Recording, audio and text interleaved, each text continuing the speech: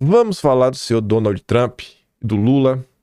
Na verdade, vai falar mais da reação e tudo mais. Gente, fenômeno maravilhoso, né? Cada dia que passa, eu consigo notar assim de forma clara. É uma coisa que não começou agora. E é relevante falar isso. Isso. Não sei se dá pra colocar a eleição. Onde ficou bem claro pra mim foi na eleição municipal, mas não começou na eleição municipal. Desde o fim do governo Bolsonaro, ali já em 2023, já tinha um pessoal reclamando muita coisa, talvez ali já no pós 8 de janeiro, reclamando do que estava acontecendo, querendo colocar a culpa de tudo em Bolsonaro. A culpa é sempre dos outros, né? Ninguém quer assumir responsabilidade. A mesma direita que, por exemplo, a esquerda chegou ao poder porque os militares não fizeram o que tinha que ser feito. É sempre terceirizando a culpa, né? Quando alguém me diz isso, eu pergunto, vem cá, o que é que meu avô estava fazendo nessa época? O que é que os meus tios estavam fazendo nessa época? Porque se a esquerda chegou ao poder pela cultura e dominando a academia, né, as universidades, os jornais, bom, foram pessoas comuns. Onde é que estavam as pessoas comuns de direita para ocupar as universidades, para ocupar os jornais? Então parece que a sociedade civil também falhou nesse momento. Enfim, e o tempo foi passando, você vê que vai crescendo as pessoas, fazendo críticas cada vez mais descabidas. Isso aí ficou, assim, a virada de chave foram as eleições de 2024. O que a grande direita brasileira, apoiadora do Pablo Marçal, fez não está no gibi. E desde então, fica cada vez mais claro que tem um bloco que tudo o que acontece, eles nem raciocinam mais, eles agem como petistas. Mas são direita, porque eles criticam o PT e não querem o PT. Querem eleger alguém mais à direita, mas não nenhum Bolsonaro, né? Um Zema, um Ratinho Júnior, um Tarcísio. Um exemplo é esse cidadão aqui, ó. Rafael Capelazzo Barlatti, que eu acho, eu até já separei aqui no Atlas, uma postagem desse cidadão, que a gente comentou esses dias. Era pra eu ter olhado isso aqui antes, mas me perdoe, vai valer a pena. Será que eu coloquei aqui dentro? Deixa eu dar uma olhada. Eu lembro mesmo que era uma postagem na vertical. Deixa eu dar um pause e procurar que é relevante. Pronto, tá aqui, ó. Já aguardem desde hoje, esse é o verme que vibrou em taxar o agro, tenta transformar o país em terra arrasada por interesse próprio, ataca o Tarcísio e o Ratinho como candidato de direita à presidência, ainda move sua base paga de estúdiozinhos da Austrália a São Paulo há 2 semanas para empurrar a goela abaixo a candidatura na Timor, tá tendo por trás o comparsa Paulinho Tic-Tac que fugiu do Brasil por causa da Lava Jato, não pela história da carochinha de perseguição do cabeça de ovo. Aí, essa aula da direita ontem, pegou aquela matéria da CNN, que isso aqui é uma frustração. Bicho, eu, rapidinho, antes de fechar o vídeo ontem, eu peguei o que saiu na imprensa, as primeiras notícias, aí eu tava reclamando o que? Da tradução. Pega o vídeo de ontem, olha, eu falei, ó, gente, trouxe 3 matérias, cada uma tá dando uma tradução diferente, que é It's not your business, que eu até usei o termo, né? A CNN falava que Bolsonaro estaria de fora da conversa, a Veja falava que era outra coisa, não é da sua conta, e a Globo, eu falei, poxa, a Globo, curiosamente, é o que trouxe a melhor tradução. E por que a da Globo agora faz muito sentido, que trouxe a melhor das traduções? Porque quem fez a pergunta sobre Bolsonaro para Trump foi a jornalista da Globo, a Raquel, com um sobrenome difícil que eu nunca, até hoje não aprendi e não vou aprender o sobrenome dela. E ela coloca a tradução correta, porque ontem a desinformação em torno disso foi surreal. E eu falei, cara, era antes de 8h15 da manhã, eu já tinha checado, rechecado, sabe, colocado 3 fontes, comentado para pessoal em vídeo, colocado aqui, e o dia passou inteiro. E o pessoal ainda tava usando da mentira. Eu falei, cara, não é possível isso. Assim, como é fácil fazer jornalismo de qualidade no Brasil? Porque qualquer coisinha que você faz, minimamente honesta, você já tá na frente de todo mundo. Aí, esse cidadão que chama Eduardo Bolsonaro de verme, ele foi um dos que colocou a narrativa da CNN pra frente. E a Raquel se pronunciou pra ajudar a desmentir, né? Aqui, ó, o presidente Trump e Lula se sentaram pela primeira vez, papapá. Aí eu perguntei sobre as condições. Trump respondeu que iriam discutir agora. Quando perguntei se Bolsonaro estará na agenda, ele disse, não é da tua conta. Essa era a tradução. Aí o Vitor comenta, né? Quem acordou no ataque de pelanca? Faz o cursinho no Fisk, pô. Checa a fonte original. Ou tu confia que a mídia é honesta e fiel aos fatos? Que tá ali, ó. Hoje os cegos idólatras vão acordar tendo um ataque de pelanca. E ele tava usando isso daqui. A CNN não apenas errou na matéria escrita, como errou no vídeo. Trump, podemos fazer boas coisas para o nosso país, né? Tá aqui. Tem hora que... Deixa eu ver. Aqui, ó. Quando aquele vídeo passa, tem uma hora que muda pra Bolsonaro não é assunto da nossa conta. E não era isso que tava na tradução, né? Aí o cara coloca, urgente, Trump acabou de dizer que a condenação de Bolsonaro não é da conta dele. Aí já tomou uma checada. A tradução correta é, não é da sua conta. Pode ser questionado. Um influenciador de esquerda, que trabalha com viagens. Então cuidado aí, viu? Às vezes tu pode comprar uma viagem furada. Aí o Léo Lins tira a onda. Aí que você vê como são as pessoas. Não basta mentir, tem que dobrar a meta. A senhorita Cris Capimentinha coloca: Bolsonaro não é assunto da nossa conta. Alguém sabe se o Bananinha e o Nepo Baby de Milico passa bem? Aí depois de mostrarem pra ela que é fake news, o que é que ela faz? Gente, não ligo para a chatice de vocês. Vai ficar assim, cobrem a CNN, a culpa não é minha. Só estou colocando a fake news pra frente. A culpa é da CNN. Isto é a esquerda no Brasil. E aqui? Eita! Trump fala sobre o bufão Jair Bolsonaro. Não é da minha conta. Esse cidadão postou um vídeo que tem a tradução, que a tradução tá escrito: não é da sua conta. Não é da sua conta. Não é da minha conta. O cara não sabe nem ler. O cara não sabe nem ler. Aí a Pamela diz, né? Isso aqui é caso de internação, bicho. Esse pessoal da linguagem neutra é tudo acéfalo. Tinha de ser militante raiz do PT. Se o militante raiz do PT, né, usa de fake news, o que falar dos militantes profissionais, né? E os com mandato. Tipo o sobrinho da Dilma, Pedro Rousseff. Trump, né? Bolsonaro não é assunto da nossa conta. E lá vai, né? Lá vai a fake news. E temos lei também Humberto Costa.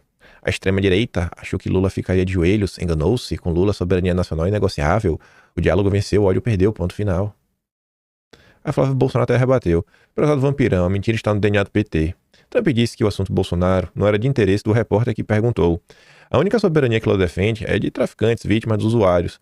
Os assuntos deve ser do governo brasileiro, né, aliás, ditaduras como a Venezuela e próximo turma do terror do Hamas, são de interesse mundial. Mais uma vez, infelizmente vocês saíram de uma reunião com o maior líder democrata do mundo sem absolutamente nenhuma notícia boa para os brasileiros. Aí o Mafias comenta sobre isso daqui, né? Que acho que também vale para outras coisas que aconteceram ao longo da semana. Ele fala assim, ó, rapaz, eu realmente preciso desabafar, porque eu sou um Zé Ninguém, um cara que mora na periferia de Curitiba, eu sou um zero à esquerda. E mesmo eu, aqui, no meio de um monte de boletos e contas para pagar, amassar, todo lascado, eu consigo ter acesso a informações e entender pelo menos um pouco do que está acontecendo. Como é possível que um jornalista em São Paulo, com acesso a fontes, tecnologia, informações em primeira mão, não consiga fazer o próprio trabalho direito? A gente cobra médico quando o médico erra. Tem sindicância se um policial erra. Tem até expulsão da profissão se um engenheiro comete um erro grave. Mas o jornalista? Não. Não. Jornalista parece ter passe livre para cometer as maiores atrocidades. E eu não estou falando de artigos de opinião, estou falando de repórteres.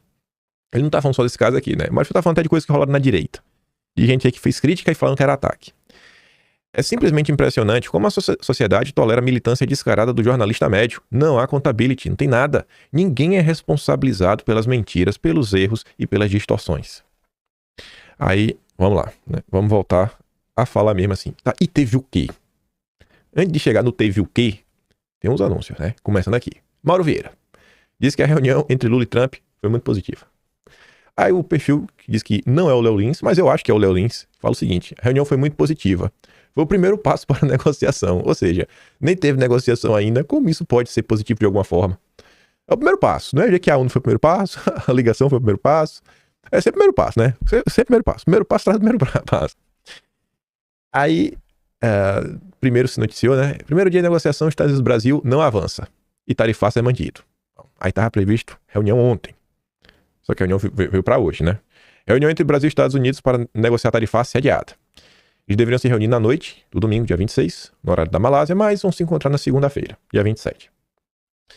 Aí, gente, para você entender um pouco do dia de ontem, veja essa matéria aqui, que a gente trouxe no dossiê histórico da semana passada. Eu tô falando sobre... Acho que eu falei isso aqui no vídeo de ontem. Acho que eu comentei isso aqui no vídeo de ontem, repetindo de novo, tô até maluco já. Eu um dossiê na semana passada, falando da JBS e tudo mais. Relembramos várias coisas da era Collor. Falei isso aqui no vídeo de ontem. Vamos ler de novo.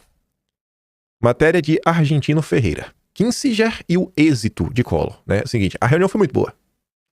Observei no noticiário da viagem do presidente Fernando Collor de Mello que se deu uma grande importância à presença na reunião da chamada Sociedade das Américas, tanto do banqueiro David Rockefeller, do Chase Manhattan, quanto do ex-secretário de Estado Henry Kissinger, empregado dele e atualmente também dono de uma empresa dedicada à lobby, a Kissinger Associates. Sintomaticamente, as fotos mais reproduzidas na imprensa brasileira foram aquelas que mostravam nosso Collor ao lado desses personagens, como se isso refletisse de alguma forma, né, definitiva, o êxito da viagem. Então deu muito bom, esse contrato teve a reunião. Mudou alguma coisa no padrão da imprensa? Mudou. Essa matéria é de 30 de janeiro de 1990. 30 de janeiro de 1990. 35 anos depois, a imprensa segue da mesma forma. Aí colocava lá as fotos, né? Agora vai. Tá ali, agora vai. Ah, maravilhoso. Tudo do Globo aqui, a matéria da época. Mas e aí, vai ou não vai? Vai ou não vai? Bom, vamos olhar o que o flautista de Genebra tem para contar. Estados Unidos querem que Brasil ceda em setores estratégicos para suspender tarifaço. Pelo que o companheiro Jamil está relatando, parece que Trump está fazendo um pedido que parece meio impossível, né, de ser cumprido. Porque acho que ele está pedindo coisas que é muito difícil Lula entregar. Até porque, assim, o Lula basicamente está dando uma banana para a China, em grande parte. Não sei se o Lula está disposto a isso. Mas tá ali, ó. O UOL apurou. Não foi o UOL que apurou. É sempre o Jamil Chad. Sempre ele. Nunca é. Você quer saber o que está acontecendo? Envolvendo o Itamaraty do governo Lula, que é 100% aliado à esquerda globalista. Só leu que sai no Jamil Chad. Vai estar lá. Não vai sair em outro lugar. É sempre aqui. Enfim, o Jamil apurou que se havia expectativa de anúncio de uma queda imediata de parte das tarifas, as esperanças foram recalibradas. Relaxa aí um pouquinho. A reportagem foi informada por interlocutores, tradução. Jamil recebeu informações diretas do Itamaraty que a Casa Branca chegou a desenhar exigências que poderiam servir de base para uma negociação. Uma base. Não significa que vai ser exatamente isso. Não se exclui uma redução substancial das tarifas aplicadas contra o Brasil, mas isso envolveria compromissos por parte do governo Lula para beneficiar os americanos em setores considerados como estratégicos para os Estados Unidos. O próprio Trump, antes de embarcar na Ásia, admitiu que poderia rever as tarifas ao Brasil, desde que isso ocorresse nas circunstâncias certas. Os pedidos incluem, vamos lá. Primeiro, redução das tarifas aplicadas pelo Brasil contra o etanol americano. A medida envolveria a queda da taxa de 18% cobrada pelos brasileiros sobre o produto dos Estados Unidos. Para a Casa Branca, a medida é estratégica, já que representaria uma sinalização de Trump de que está defendendo seus produtores de milho duramente afetados pela guerra comercial dos Estados Unidos com a China. O que é que me vem à cabeça aqui, né? Companheiro André Esteves enfiou dinheiro aí na coçã do companheiro Rubens Ometo. Rubens Ometo foi um doador, né? Pessoa física do governo Lula, primeiro empresário a ser recebido pelo Lula. Tá no primeiro Atlas, janeiro de 2023. O Rubens Ometo é um grande produtor de etanol, né? Eu fico perguntando, e aí? Com uma medida como essa, você vai estar abrindo o mercado brasileiro, tirando a proteção, né, do companheiro Ometo e agora do companheiro André Esteves. E aí, Lula? Vai? Vai fazer isso? É um dos pontos, é a base. Pode ser que você contornar sem isso. Acesso às terras raras no Brasil. O governo Trump, que é um compromisso de Lula, de que terá maior acesso aos minérios brasileiros, um acordo assinado nesta semana entre a Austrália e os Estados Unidos podem servir de modelo para um eventual entendimento com o Brasil. Depois, compromisso de investimentos de empresas brasileiras nos Estados Unidos. Trump quer garantias que poderá vender ao público americano sua principal bandeira comercial e que envolve a atração de investimentos. Dados de algumas das maiores empresas brasileiras que operam nos Estados Unidos sugerem que aproximadamente 7 bilhões em novos investimentos poderiam ser realizados no curto prazo se as tarifas sobre o Brasil fossem reduzidas. Depois, acesso às compras governamentais. O governo Trump quer acesso ao bilionário mercado de licitações públicas no Brasil, principalmente diante do risco de um acordo entre Mercosul e União Europeia. Normalmente, ao redor de todo o mundo, os governos tendem a fechar as licitações públicas para empresas de outros países. E aí o Lula vai fazer isso no Brasil? Porque você tenta usar, né, o poder do governo para comprar de produtores locais e fortalecer a economia nacional. Não me parece que são exigências aí, pelo menos essas, que o governo Lula abraçaria. Fontes do governo brasileiro comemoram um clima do encontro entre os dois presidentes, mas diplomatas admitem que a crise ainda não foi desarmada. Essa é a parte que importa. Esquece a parte do governo. O governo não é gritaria, é política. É jogar para a torcida. E o Lula não está preocupado em resolver. A preocupação do Lula é outra, que quem já trouxe foi o Jamil Chad, lá atrás. A gente falou no início agora da Argentina. Lembra? Eu falei, vou começar da Argentina porque vai fazer sentido. Calma. É que os diplomatas admitem que a crise ainda não foi desarmada. Quem realmente está negociando? Vamos lá. Para você entender porque eu comecei o vídeo falando da Argentina. Governo vê encontro como ato para conter crise. Não é para resolver, é para conter a crise. Empresários esperavam mais. A decisão de Trump de instruir seus funcionários a negociar é um sinal de que, a partir de agora, o processo ficará nas mãos de profissionais. Mas nada indica que o caminho será fácil. Membros do governo admitem que a bomba ainda não foi desarmada e que o trabalho vai nessa direção. Não foi desarmada. Aí veja. Negociadores do setor privado admitiram ao UOL que ficaram frustrados com o resultado e que esperavam que um primeiro aceno de redução de tarifas poderia ocorrer. Foi um banho de água fria. Oficialmente, a ordem das entidades do setor privado é de mostrar apoio ao processo e dar um tom positivo, ainda que tenham sido obrigadas a recalibrar os comunicados que já tinham preparado anunciando um acordo. Lembrando que vários desses players, né, jogadores, são os maiores anunciantes da mídia nacional, né? E aí o Jamil Chad fecha a matéria com a parte central, que é o quê? O Lula não tá preocupado com a tarifa. O Lula tá nem aí. Até porque o Lula deu uma declaração lá fora, não vai dar pra comentar hoje, dizendo o seguinte: existem dois tipos de empresário. Os que reclamam de juros e dos tributos, dos impostos, e os que trabalham, que viajam, que procuram vender, comprar, fazer acontecer. Então chamou o Brasil de vagabundo, né? Você não consegue sobreviver num país que o juro é 15%, taxa básica de juros, então você é um vagabundo. A preocupação do Lula é essa. O objetivo final, não do Brasil, de Lula, é de que, até 2026, a relação entre Lula e Trump caminhe a uma direção na qual será improvável que o americano tente influenciar ou desestabilizar a eleição presidencial. É isso que o Lula está preocupado. E a gente está vendo de forma clara. O governo Trump enfiou o dedo na Venezuela, enfiou o dedo na Bolívia, na Argentina com o Milei. Por isso eu coloquei nisso do vídeo. Olha a ajuda que chegou para o Milei. O que é que o Lula vai colocar na mesa para tentar conter isso? O Lula só quer conter. O Lula não quer derrubar a tarifa. O Lula quer conter, ficar de boa. Né? Para a eleição ficar relativamente, né, sob controle. Porque dentro do Brasil, né, tu sabe que tem quem ajude aí, der uma retaguarda jurídica pesadíssima pro Lula. Tá aí.